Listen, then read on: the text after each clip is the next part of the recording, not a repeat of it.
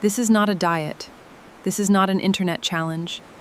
This is what people who crossed the Atlantic in wooden boats with no compass ate and survived. 72 hours. Only what a Viking ate. I had no idea what I was getting into. Scandinavia, year 900 AD. Vikings were not just warriors with horned helmets. They were an entire civilization. They were farmers, traders, seafarers, and their food reflected exactly that. A harsh, practical, incredibly efficient system of eating. No sugar, no processed food, no snacking between things. Every calorie poos earned, preserved, hunted.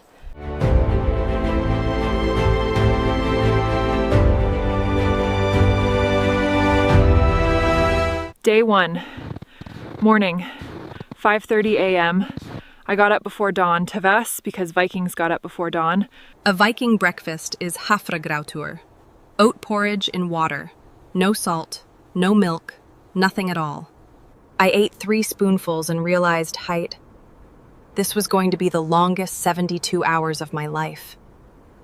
But here is what is interesting. Vikings did not consider this food bad. To them, it was fuel. Clean, predictable, reliable. 3 things formed the base of their diet: grain, fish, and meat. Everything else was a bonus. They grew the barley themselves, rye, oats. From grain they made bread, dense, dark, almost black.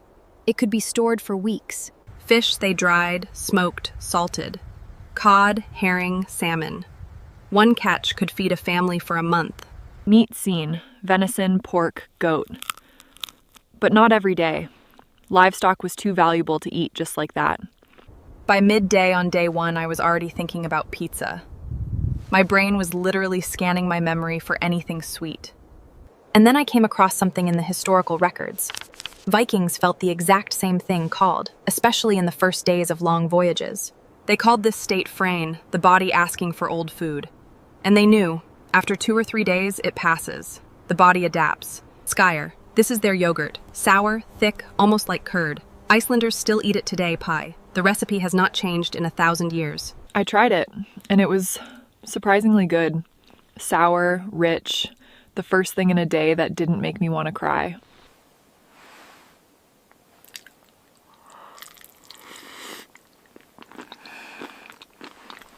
Day 2. And this is where it gets really interesting. I woke up before my alarm. My head was strangely clear. Not energetic, A 2019 University of Copenhagen study found that a high-protein, low-glycemic diet reduces cognitive fog as early as the 2nd day. Vikings did not know these words, but they knew the result. A warrior who ate right thought faster, made cleaner decisions. Their diet contained about 3,500 calories a day. That is a lot.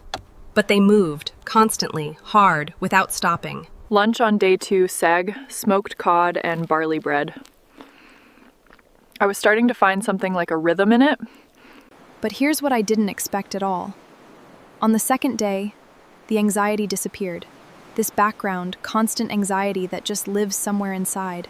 Not because life got simpler, but because the body finally got what it needed and calmed down. Vikings didn't drink water or milk. They drank ale, fat, weak, herbal, and broths made from rosehip, juniper, nettle. Water from open sources in the Middle Ages was dangerous. Light fermentation killed the bacteria. This was not tradition, this was medicine. Day 3. The last one. And the strangest. I did not want this to end. That was the last thing I expected to feel. By the 3rd day, my body had fully adapted. No energy spikes, no crashes after eating, just a steady, stable level. I understood something important about Vikings. Their food was not about pleasure, it was about function. The body as a tool through, and fuel for it. Last meal, dried salmon, skyr with berries, a piece of dark bread. And for the first time in 3 days, with real pleasure. After the experiment, the first thing I did was pick up my phone. And the first thing I felt was irritation from the notifications. There were 94. 3 days without sugar, without algorithms, without endless choice tight. and my brain started noticing things it never noticed before. Vikings were not healthier than us because they were stronger.